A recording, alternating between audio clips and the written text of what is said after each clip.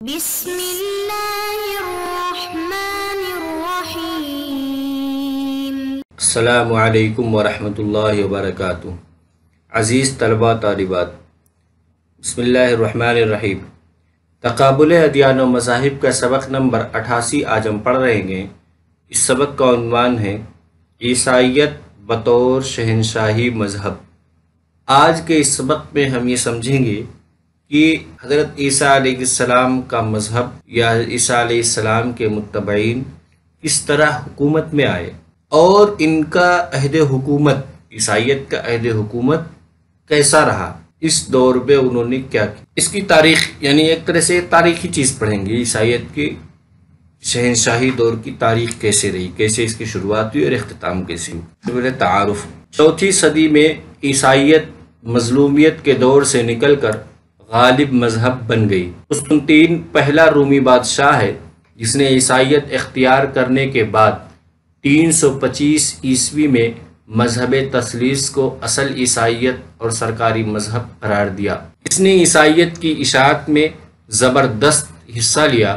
نیقا میں اس نے کونسل بلوائی جس میں انجیل کو مدون و مرتب کیا گیا۔ 327 عیسوی میں قسطنطین کی وفات کے بعد چرچ کو رومی حکومت پر پورا تسلط حاصل ہو گیا۔ عیسائیت کی اشاعت سرعت کے ساتھ ہونے لگی، یعنی چوتھی صدی عیسوی میں چوتھی صدی تک عیسائیت اجنبی بن کے رہی۔ عیسائیت کو سرکاری دربار میں رسوخ حاصل نہیں ہو سکا، لیکن چوتھی صدی عیسوی میں ایسا ہوا کہ قسطنطین جو رومی بادشاہ تھا اس نے عیسائی مذہب قبول کر لیا۔ اس نے عیسائی مذہب قبول کر کے خود کو عیسائیت پھیلانے کا عزم کر لیا۔ اس کے لیے اس نے سب سے پہلے نیقا میں کونسل بلوائی 325 عیسوی میں، اور اس کونسل میں اس نے مذہب تثلیث جو سینٹ پال نے جس عقیدے کو رواج دیا تھا اس کو مذہب تثلیث سے تعبیر کرنا بہتر ہے۔ اس مذہب تثلیث کو اس نے اصل عیسائیت قرار دیا اس کونسل میں، اور 300 پادریوں کی کونسل بلائی تھی۔ اس میں اس نے اس کو اصل قرار دے کر کے اس مذہب تثلیث کو جب اصل عیسائیت کہہ دیا تو پھر اسی عیسائیت کو سرکاری مذہب قرار دیا کہ اب روم کا جو سرکاری مذہب ہے وہ عیسائی ہوگا۔ اسی کونسل میں اس نے انجیل کو مرتب کیا۔ پھر اس کے بعد 327 میں جب قسطنطین اول کا انتقال ہو گیا، اس کی انتقال کے بعد عیسائی چرچ یا عیسائی کلیسا پھر رومی حکومت پر مکمل کنٹرول حاصل کر لی۔ اب اہل کلیسا کے بغیر رومی حکومت کوئی فیصلہ نہیں لے سکتی تھی۔ اس طریقے سے ان کا غلبہ، رومی عیسائیت کا غلبہ حکومت پہ ہو گیا اور یہ ایک سرکاری مذہب بن گیا۔ 327 کے بعد اس کی اشاعت اتنی تیزی سے ہونے لگی کہ حبشہ، عرب، حتیٰ کہ ہندوستان میں بھی عیسائیت کو فروغ ہونے لگا۔ خصوصیات، اس زمانے کی دو سب سے بڑی خصوصیت ہے جس نے عیسائیت کی تاریخ میں انقلاب پیدا کر دیا تھا، وہ دو خصوصیات درج ذیل ہیں۔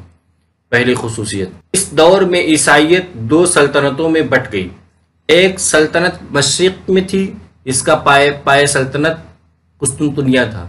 اس میں بلقان، یونان، ایشیائے کوچک، مصر اور حبشہ کے علاقے شامل تھے، اور یہاں کا سب سے بڑا مذہبی پیشوا پیٹریارک کہلاتا تھا۔ دوسری سلطنت مغرب میں تھی جس کا پایہ تخت بدستور روم تھا۔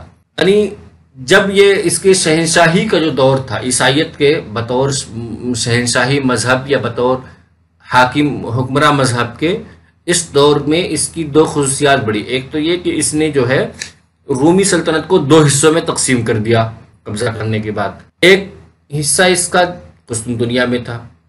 قسطنطنیہ کے علاقے میں بلقان، یونان، ایشیائے کوچک، مصر اور حبشہ یہ سب علاقے بھی یہ سب شامل تھے، اور جو قسطنطنیہ کا جو مذہبی پیشوا تھا، سب سے بڑا جو سربراہ اعلیٰ جو تھا ان کا، اس کو پیٹریارک کہا جاتا، پوپ نہیں بلکہ پیٹریارک کہا جاتا تھا۔ اور دوسری سلطنت جو تھی وہ مغرب میں تھی اور اس کا پایہ تخت روم ہی تھا۔ یورپ کا بیشتر علاقہ اس کے زیر نگی تھا۔ یہاں کا مذہبی سربراہ پوپ کہلاتا تھا، یعنی قسطنطنیہ کی جو سلطنت تھی وہاں کا مذہبی سربراہ پیٹریارک، اور روم کا جو مذہبی سربراہ تھا وہ پوپ کہلاتا تھا۔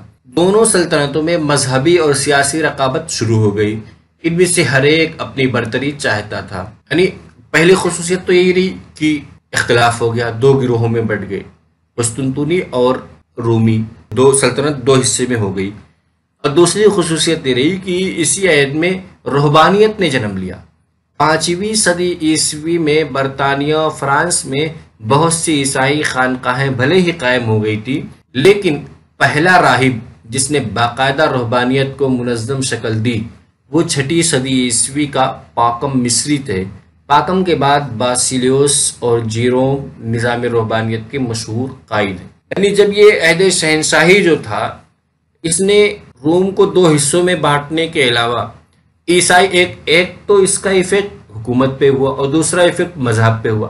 مذہب پہ جو اس کا ایفیکٹ ہوا یا دوسری خاصیت کہہ لیں اس دور کی یہ رہی کہ اس نے روحانیت کو جنم دیا۔ تارک الدنیا لوگ پیدا ہوئے جنہوں نے دنیا سے الگ، سماج سے الگ زندگی گزارنی شروع کی۔ 5ویں صدی میں بھلے ہی برطانیہ، فرانس اور دیگر یورپی ممالک میں اور مشرقی ممالک میں بہت سی خانقاہیں ہو گئی تھی، لیکن روحانیت کو باقاعدہ منظم شکل نہیں دی جا سکی تھی۔ منظم شکل دینے والا پاکم مصری ایک ہے جو 6 صدی عیسوی کا ہے، اور اس کے علاوہ باسیلیوس اور جیروم یہ سب اس کے بعد کے ہیں، انہوں نے نظام روحانیت کو فروغ دینے میں اہم کردار ادا کیا۔ عہد زوال کی یہ بطور شہنشاہی مذہب جو تھا تو اس کا عہد زوال کیسے ہوا؟ اس عہد شہنشاہی کا عہد زوال 590 میں گریگوری اول پوپ بنا، تبھی سے عیسائیت پر زوال آنا شروع ہوا ہے۔ تقریباً 2 صدی تک ہی 2-2.5 صدی تک ان کی شان و شوکت رہی، اور 590 کے بعد ہی زوال آنا شروع ہوا۔ اس کے عہد سے لے کر یعنی گریگوری اول کے عہد سے لے کر شارلمین کے عہد تک کو عیسائی تاریخ میں عہد مسلمہ کے نام سے جانا جاتا ہے۔ تاریکی کا دور یہ 3 صدی، ان 3 صدیوں میں عیسائیت میں سیاسی اور علمی زوال شروع ہوا اور عیسائیوں میں انتشار و افتراق پھوٹ پڑا۔ مشرقی ممالک میں اسلام کا غلبہ ہو گیا تو عیسائیوں نے مغربی ممالک میں تبلیغ شروع کر دی۔ 4 صدیوں تک مسلسل تبلیغی کاوشوں کے بعد پورا یورپ عیسائیت کی آغوش میں آ گیا۔ یعنی جب مشرقی ممالک میں جب اسلام آیا، 6 صدی میں اسلام آیا، تو اسلام کے غلبے کے ساتھ ساتھ عیسائیت مغلوب ہوتا گیا اور عیسائیت میں زوال آتا گیا، ان کی شہنشاہی اور ان کی حکومت پہ بھی زوال آتا گیا، اور یہ دھیرے دھیرے مشرقی ممالک سے مغرب کی طرف سفر کرنے لگے۔ مغربی ممالک یورپ میں انہوں نے تقریباً 4 صدی تک مسلسل محنت کی، جس کے نتیجے میں وہاں کے لوگ بھاری اکثریت میں عیسائیت کو قبول کیا لوگوں نے۔ خانہ جنگی کا عہد 800 سے 1521 تک کا عہد قرون وسطیٰ کہلاتا ہے۔ اس زمانے کی اہم خصوصیت پوپ اور شہنشاہ وقت کی وہ خانہ جنگی ہے جو ایک لمبے عرصہ تک جاری رہی۔ خانہ جنگی کے عہد کو درج ذیل 3 ادوار میں بیان کیا جاتا ہے۔ پہلا دور شارلمین سے لے کر گریگوری ہفتم تک، یہ 800 سے 1073 تک کے دور۔ اس دور میں پاپائیت کو فروغ حاصل ہوا۔ نمبر 2 گریگوری ہفتم سے یونیفیس تک، یہ 1073 سے 1294 تک کا دور ہے۔ اس دور میں پوپ نے مغربی یورپ میں پورا اقتدار حاصل کر لیا۔ نمبر 3 یونیفیس ہفتم سے عہد اصلاح تک، یہ دور یعنی تیسرا دور جو ہے 1284 سے 1517 تک۔ اس دور میں پاپائیت ٹکڑے ٹکڑے ہو کر زوال پذیر ہو گیا اور اسلامی تحریکیں اپنے عروج پر تھی۔ خلاصہ آج کے سبق کا خلاصہ یہ ہے کہ عیسائیت بطور شہنشاہی مذہب کو پڑھتے ہوئے ہم نے سب سے پہلے اس کا تعارف پڑھا، پھر اس کی خصوصیات پڑھی، پھر اس کا عہد زوال پڑھا، پھر